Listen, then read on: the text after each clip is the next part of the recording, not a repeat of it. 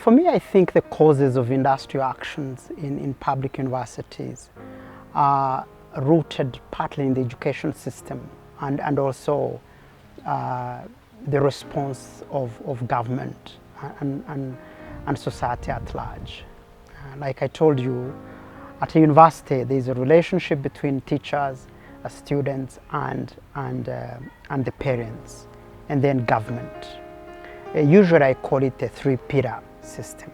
But of course government comes on board to take care of all of us.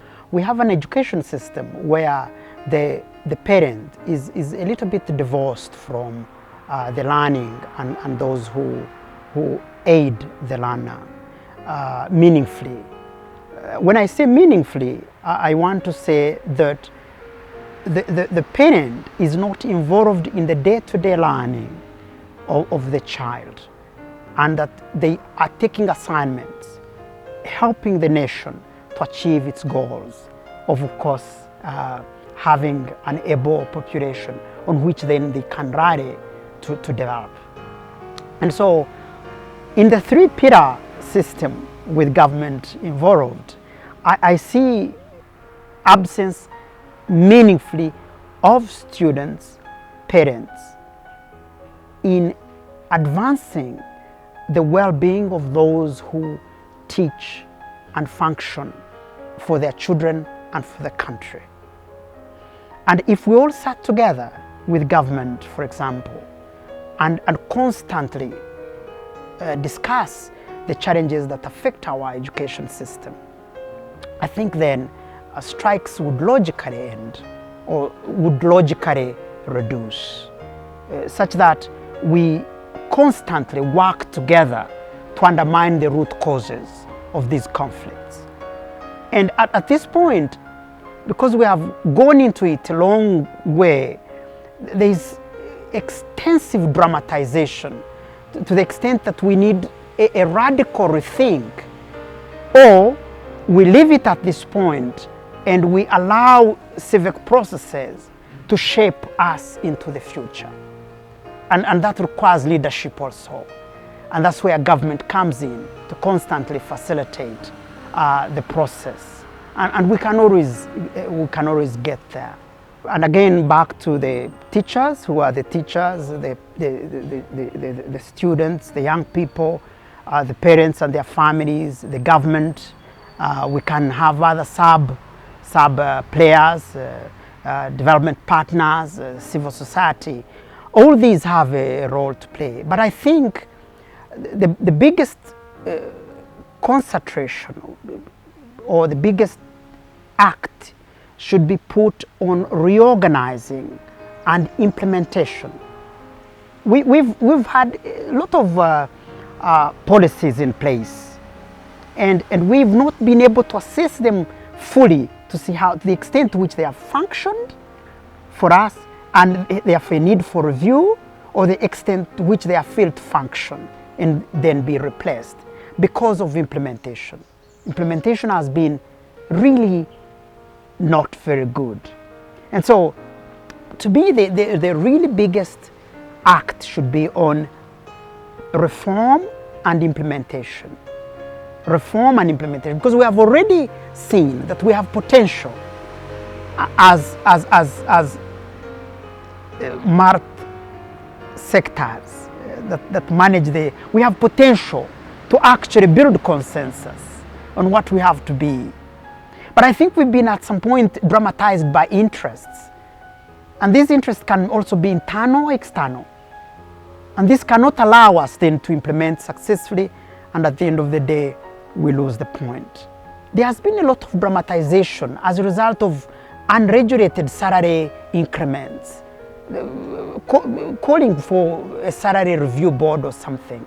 You know, the system has embraced a lot of generous salaries emanating from the center, a central reserve. If salaries were being paid by corporate organization, M.T.N., big salaries, it would be understandable. But when you are all drawing from the central reserve, because you're all taxpayers, and then you see these unsociable ways of disputing of creating salaries, automatically you have groups agitating to be like others at the end of the day. And so this does not augur well, because the experience I've garnered over time in this area is that you see staff comparing themselves with other, let's say, public servants in parastatos that are given a very good wage, and yet the staff feel they're also doing a very important job. And I think this also goes down even to teachers in secondary schools and primary schools. So this jealous way of apportioning, of appropriating wages that are all being drawn from the central coffers is the cause of this unfortunate troubled work environment. And to me, at the moment, once that is dealt with, organized labor will have a recession, and we will now then concentrate on what reinforces our work, and then we'll sit down and all the time look at our well-being from our own self-help point of view, which we are also capable of doing, building for charity, building for working together, which does not require government really to do more. Cooperative societies, etc., that government doesn't need really to. But what is happening right now is a sort of like a generous salary system, that, and yet all of you are drawing from the central coffers. You're all drawing from a taxpayer. And evidently, this keeps public servants debating and discussing. And apparently, I think those who are not discussing probably have a way of topping up. Maybe they have a budget where once in a while they pick through Njauro here and there. Those who are not talking have a way of coping up and compensating, and maybe that's why they are a little quiet. But to me, again, that's very inappropriate. Then it undermines totally what we may build for this nation. We could then, at the end of the day, build a monster for this country, where people pay themselves through, pocketing money for implementation and supervision and enforcement. And then also allowing rogues to undermine enforcement and implementation. Let us embrace the industrial relations component within organized labor, or in a modern work setting. These problems may not end today, but if we have a framework for discussing them incrementally and appreciating without egos either way, and knowing that, for example, when staff have a concern, it at the end of the day reflects in the final output. And this will come a long way to help us to incrementally. And the president, to some extent, has tried to teach, because he's been there in this, and he discusses, and you really see incremental. But I think people around have not appreciated his method of work. And now you can see they are taking into draconian tendencies, forcing people. How can you force a person to teach? It's not possible that you can force people to teach. They will give you something else. But if you talk to them over time, and they can concentrate with hope, and finally we get there. So the only way is to, within the framework of industrial relations, is to continuously see it and review ourselves, because organized labor is provided for in our constitution, or the labor laws, Employment Act, Unions Act is provided for. And so you can't say, let me kill unions or kill associations. Then people will go to underground and use unsociable ways of dealing with their problems. I think the creators envisage the situation where we would sit and discuss and reach a compromise, and then move forward and review ourselves. But of course also this requires a framework rich in transparency and accountability, which I think to a very large extent is missing. The people out there should not look at us as if we are doing what we are not supposed to do. No, they should instead see this as a way of showing them that there is something happening under there that may undermine our service. And so they should come and join us, and we deal with this problem in a stakeholder, from a stakeholder approach. And to government, let's stop dramatizing people.